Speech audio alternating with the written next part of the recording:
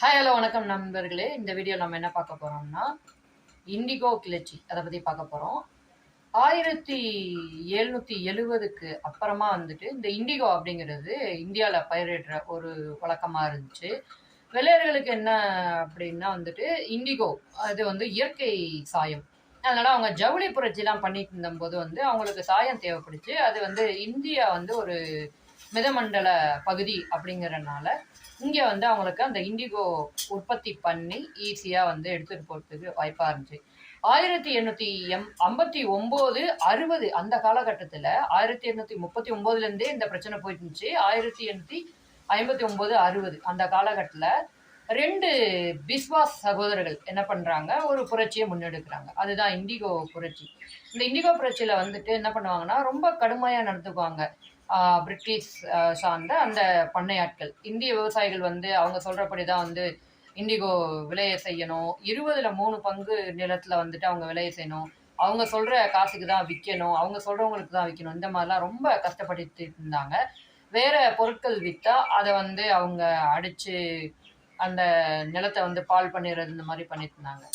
So இதுக்கு எதிராக வந்து கிளர்ந்தெழுந்த நம்ம இந்திய விவசாயிகள் என்ன பண்ணாங்கன்னா, வங்காள பகுதியில் வந்துட்டு நாடியா, பாப்னா இந்த மாவட்டங்களில் இந்த கிளர்ச்சி வந்து ரொம்ப வேகமாக பரவிட்டு இருந்துச்சு.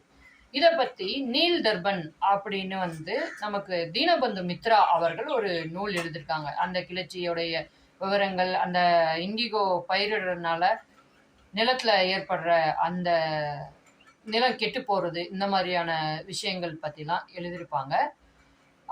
எப்படி வந்து துன்புறுத்தப்படுறாங்க விவசாயிகள், அந்த ஜமீன்தார் முறையை வச்சு எப்படி வந்து இந்த விவசாயிகளை துன்புறுத்தி குறைஞ்ச காசுக்கு வந்து நிறைஞ்ச லாபம் அவங்க அடைஞ்சாங்க அப்படிங்கிறதெல்லாம் நடந்துட்டு அந்த காலகட்டத்தில் தான் மக்கள் வந்து தன்னெழுச்சியாக வந்து புரட்சி செஞ்சு ஆங்கிலேயர்களுக்கு எதிராக வந்து இந்த புரட்சியில் ஈடுபட்டு இருந்தபோது 1860 வந்துட்டு இந்த இண்டிகோவுக்கு ஒரு சட்டம் கொண்டு வராங்க.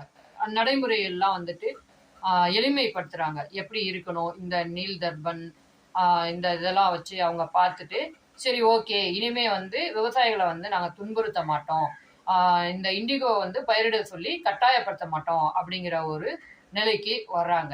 கடைசியா இண்டிகோ கிளர்ச்சிங்கிறது வந்து பிரிட்டிஷாருக்கு எதிராக நம்ம இந்திய விவசாயிகள் ஈஸியா வெற்றி பெற்றுறாங்க. இப்படி வெற்றி பெற்றாலும் 1917 வரைக்கும் இந்த ஒரு பிரச்சனை போயிட்டு இருக்கு. அதை இன்னொரு அடுத்த வீடியோல பார்ப்போம். அதை பத்தி தெரிஞ்சுக்கணும்னா நம்ம சேனலை வந்து சப்ஸ்கிரைப் பண்ணி ஜாயின் பண்ணிடுங்க. பாய்.